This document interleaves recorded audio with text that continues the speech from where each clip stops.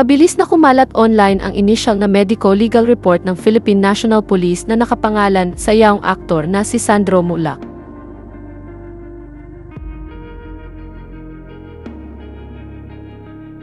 Kaugnay ito sa insidente kung saan sangkot ang dalawang independent contractor ng Kapuso Network na si Jojo Noones at Richard Cruz. Matatanda ang inakusahan ng yaong aktor na si Sandro Mulak sila Jojo Noones at Richard Cruz ng panghahalay umano sa kanya.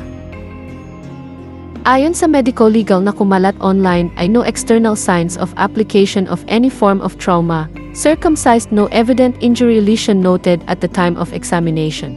Both testes descended. No evident injury lesion noted at the time of examination. No evident injury noted at the time of examination. Medical legal evaluation shows no evident genital injury at the time of examination but cannot totally exclude sexual abuse. This initial medical legal report is being issued for inquest purposes only. In-advise ng doktor ang aktor na si Sandro Mulak na mag-counseling at humingi ng tulong sa psychiatrist dahil sa trauma na kanyang nararanasan.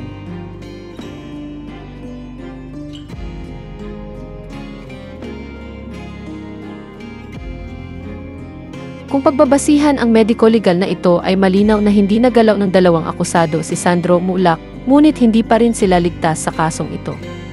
Dahil malinaw din na may tangka silang abusuhin ang yaong aktor. Kinumpirma naman ng kampo ni Noones at Cruz ang nasabing medico-legal na kumalat online.